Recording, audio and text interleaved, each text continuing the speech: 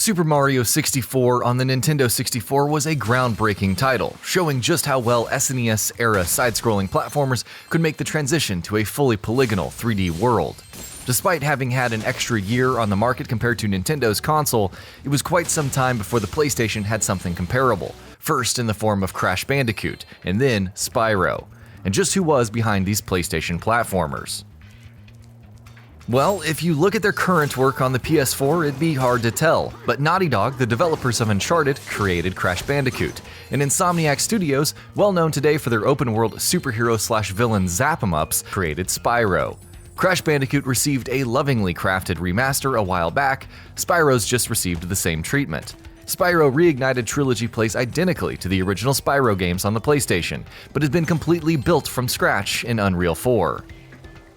Considering that Toys for Bob didn't have access to the original Spyro source code, it's quite remarkable just how well the remaster corresponds to the original on PlayStation, to the extent that many reviews have criticized it for playing like a game out of its time.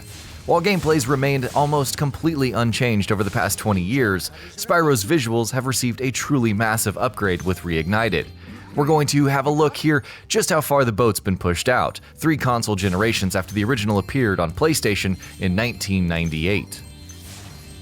For starters, render resolution has received a massive upgrade across all platforms. The original PlayStation outputted a meager 320 by 224. On a mid-sized late 90s CRT, that may have looked presentable, but it's almost shockingly ugly when upscaled to fit on large, modern displays. After 20 years, Spyro Reignited outputs at 1440p and 30 FPS on Xbox One X, a staggering 51 times as many pixels as the original. Of course, the simplistic artwork and low-poly models meant that the original held up well in 1998, but side to side, the difference just in terms of image quality is nothing short of astonishing. Considering how light the game is, we are a little surprised that Toys for Bob chose fairly conservative rendering targets. We'd have liked seeing native 4K on the One X, which certainly has been delivered by more technically challenging titles, but nevertheless, the painterly art style employed means that even 1440p holds up fairly well on 4K displays. One thing that'll immediately strike you about Spyro Reignited is the assets have been rebuilt entirely from scratch to match current-gen expectations. All objects and characters are completely redone, and just as with the resolution increase, the increase in model poly count is tremendous.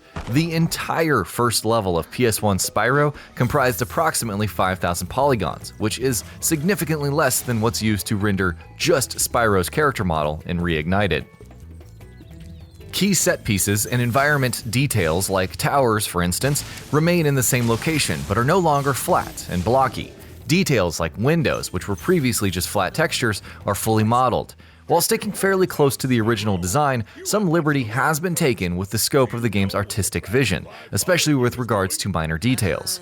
Incidentals just don't exist in the original, though they'd have been tonally appropriate. This also meshes well with all new cutscenes.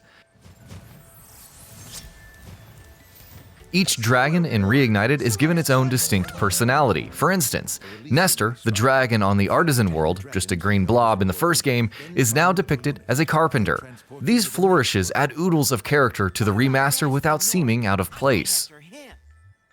Texture quality has also seen a significant boost to match the new high-poly models. The original Spyro titles used 64x64 textures, which would look like a blurry, pixelated mess on modern displays. Reignited's 4K textures look wonderful on high-res displays, but come at a cost of a 67GB install size. Just to put this into perspective, each individual PS1 game was about 300 megabytes. One area where this boost in texture resolution is most palpable is the Skybox. PS1-era Spyro's Skybox was a murky, blurry mess in levels like treetops. In Reignited, the sky is quite literally reimagined, with an aurora now shining down on the level. All surfaces receive a massive bump in texture resolution, not just the sky, but characters, and the ground and trees all look far sharper than before. Unlike most remaster efforts, Spyro Reignited was built from the ground up on a new engine, Unreal 4. What's especially interesting is that despite not having access to the original source code, Toys for Bob managed to get Reignited's levels to sync perfectly with the original through the use of an in-house tool called Spyroscope, which scanned the data from the original game and output information about it, like, for instance, jump distances. While the levels play out identically to their PS1 predecessors, the move to Unreal 4 has meant significant changes under the hood with respect to the visuals. For starters, Reignited features advanced lighting, with most, though not all, objects casting real-time shadows. Enhanced shader work is evident in the water, which now has reflections and seemingly features caustics, as seen in the ripples when Spyro takes a dive. Particles are massively improved. This is most evident in the much enhanced fire-breathing effect. Reignited also makes use of per-object motion, which, when combined with the high-res assets and improved lighting, makes some areas, especially the cutscenes, appear almost indistinguishable from CGI. Lastly, the grass is a noticeable change. The original titles made use of low-res ground textures to convey the existence of grass. In Reignited, you get lush, animated blades of the green stuff anywhere you look. All in all, Toys for Bob has done a commendable job with Spyro Reignited. While we are a bit disappointed with the image quality at the top end, surely the One X can manage more than 1440p in this title. When put side by side with the source material, Reignited is a stunning effort.